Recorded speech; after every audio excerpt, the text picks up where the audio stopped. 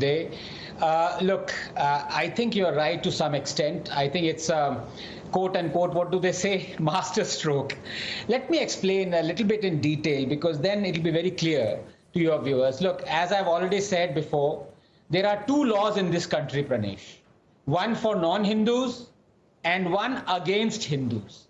A uniform civil code, or as Mr. Modi is now started calling it, maybe that might be the official version, the secular civil code, is not just a necessity for India. It is a prerequisite for India's unity. Pranesh, religious fanatics may have held to ransom a generation previous to ours through partition. They may have held to ransom our generation through Shah Bano.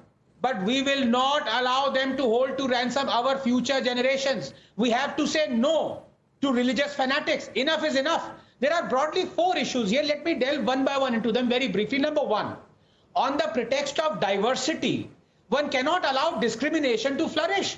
And that is what has been happening. Just one example. Supreme Court recently conferred Hindu daughters with equal rights to father's property going back to 1949, saying, quote, Hindu texts recognize female rights, unquote.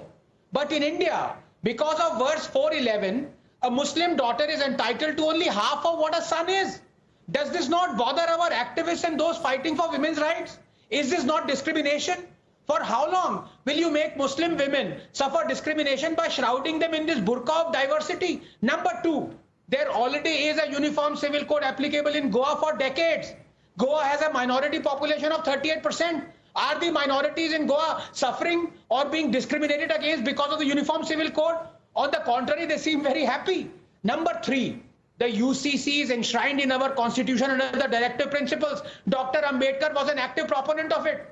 He rejected amendments of exceptionality by Muslim legislators to Article 35, which is now 44, that asked for the UCC to be implemented. Quote, I personally do not understand why religion should be given this vast, expansive jurisdiction so as to cover the whole of life and to prevent the legislature from encroaching upon that field. After all, what are we having this liberty for? We are having this liberty in order to reform our social system, which is so full of iniquities, discriminations, and other things which conflict with our fundamental right, unquote. Ambedkar ki nahi sunni, Supreme Court ki nahi sunni, Constitution ki nahi sunni, but Sharia ki sunni hai. And by the way, for bringing in social reform and equality to Hindu society, the Congress gladly brought in the Hindu Code Bill, but cowered away like a wet cat when it came to reforming Muslim society. I repeat, I am against any law or code that discriminates between gender, sex, caste, creed, religious denomination, communities or groups. Now just 30 seconds.